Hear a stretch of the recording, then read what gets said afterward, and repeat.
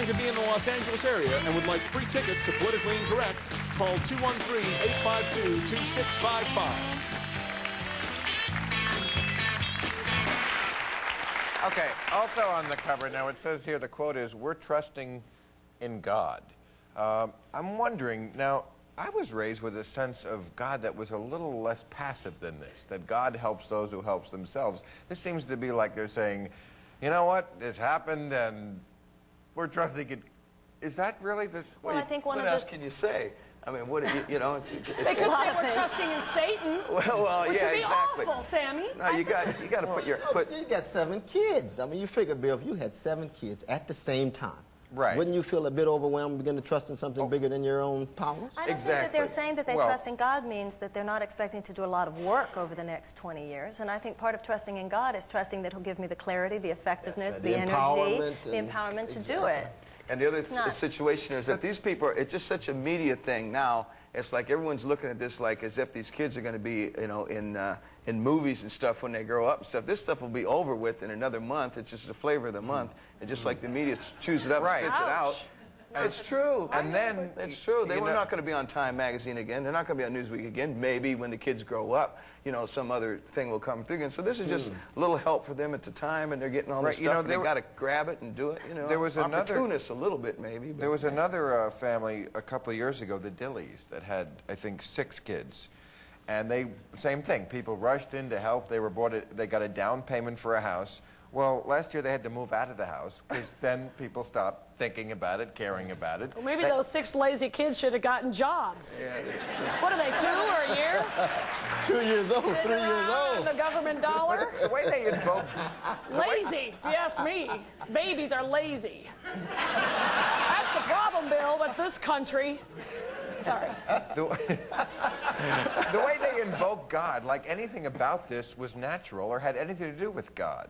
God had nothing to do with this. God was telling this woman not to have any children. They had all sorts of... You don't think so? You don't think... I mean, she took fertility drugs. Yeah. And so she might see that as a miracle, the way the miracle came. A miracle? She might say God technology. But I mean, Bill, you can't read the mind of God. God doesn't want her to be that sort. You think this is God's work? Well, I don't claim to know the mind of God. If you believe in God, everything... I just don't know. But I know they've got these kids that they've got to give some caring and nurturing to, and that's what I'm concerned about. Of course they have to give. I'm not saying kill the kids. And if you believe in God, Bill... Yeah, I do. Supposedly, everything I believe in what God says. Everything is God's word, right? So it's just all part of everything couldn't be God's will. Do you think Dr. Frankenstein believed in God? No. Holocaust slavery, that's not God's will. That's human beings acting up. Well, isn't this the same thing? Isn't this human beings acting up against God's will? But human beings can act up in a good way and act up in a bad way. Well, if you believe in the whole big picture, maybe there's a reason for the bad way because it leads into another thing. Be careful with that one. That's a very dangerous thought. Dangerous. That's a very dangerous thought. That's the kind of thought. It's a dangerous thought to... I've been politically incorrect my whole life. Listen, be careful. What do you mean? What's a dangerous? It's a dangerous thought to say that no matter what happens, it's God's will, and maybe it's all part of the big picture. That allows people to just sit there while people go to the hall. Oh, no. You're not supposed to not take control of your life a little bit. I don't mean that. But I'm just saying, but a lot of things just happen above and out of our hands. And there's things, certain things you can change and certain things you can't. And I think them having these kids, these 7 kids, I don't think that's what they expected or wanted, but it happened, and they're just kind of dealing with it. And I'm sure, I don't blame them for saying, putting the trust in God. They're going to need a little help. I mean, if you have one baby, you say that. It's a big well, you ought to have trust in God with no kids. I have a child. I wanted to have a child. Everyone wants to have a child, so you can't, you know, them wanting to have a baby. It's amazing you didn't have 7 children. That you know of. Yeah. No, I had one big one. Okay, we got to take a break. We'll come right back.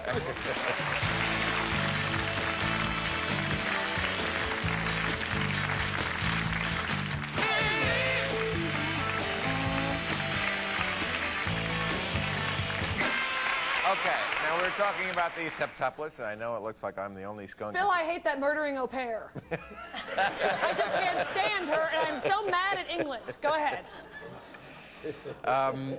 There is another skunk at the garden party here with the septuplets.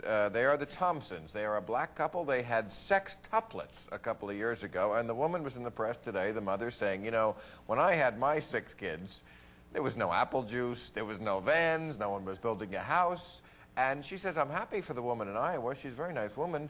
But, you know, it just didn't happen for us. Isn't there a double standard? And it sort of supports your theory that racism is alive and well when black people have 6 kids. She's got a warm heart. She's concerned about the kids. We know that race still matters in so many different ways. But the point is not to point it out. How do we overcome it? How do we build the bridges so that every child has equal dignity, equal value, and we give equal attention? That's the real challenge, it seems. Yes, well, that's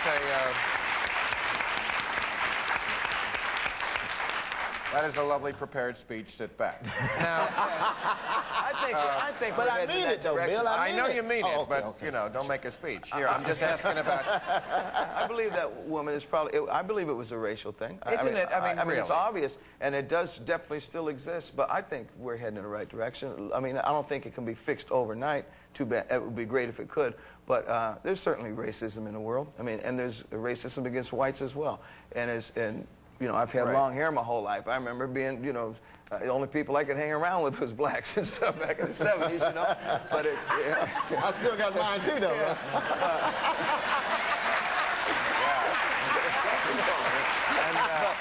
But it's coming together. It's healing itself. You even got the pick back there, don't you? I sure do, though, brother. We're going to start a band, Cornell and I.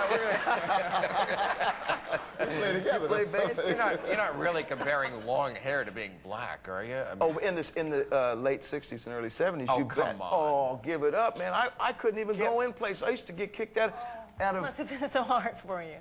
It was, man. Hey, Marianne. I'm serious. I had so much prejudice. I mean, I felt it really bad. Absolutely. Sammy. There were Bill, restaurants... didn't you ever see Billy Jack? It was really hard for long-haired people. In the 70s, okay, early 70s, San Francisco. That was the only place. That's why all these hippies moved up there. I was a hippie, you know. But and there was prejudice against but see, hippies. one of the reasons why that was so many white brothers who had long hair were often viewed as nigger lovers.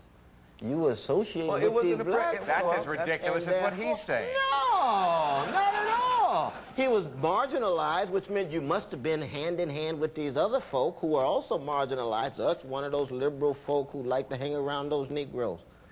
I was in a store one time. I don't know. Bill, I'm not sure either. For a minute there, you kind of turned into my Uncle Morris. I was in a store, and a little kid came around the corner. I was reading a magazine. A little kid came around the corner and said, hey, Daddy, look, there's one of those jerks. I swear to God. And you're still here to tell the story. That is... Well... But I mean, it's okay now, but I'm saying there is prejudice, but everything gets better. It's getting better, better and better. It's long getting better. hair doesn't really compare to the Not African in American history, but at the time it did to me when I wouldn't get let into a place because I had long hair. Remember that song, Hair? The guy tucked the hair under my hat. Exactly. And when the cops would stop you, when the police would stop you because you had long hair out of the car, what have you been doing? Start looking around for drugs. I'm dead serious. Well, see, that's exactly what often happens to black folks. That's right. It was the same situation. It didn't last as long. The brother's been dealing with it for a long time. This is true. This is true. But it's getting better. It's all getting better. Turning black in front of us. We're going into the... What's up? No, we're all going in the right... I think we're going in the right direction is what I'm saying. I think, I think that's coming together. I'm going in the direction of a commercial. I'm not as freaked out as Cornell.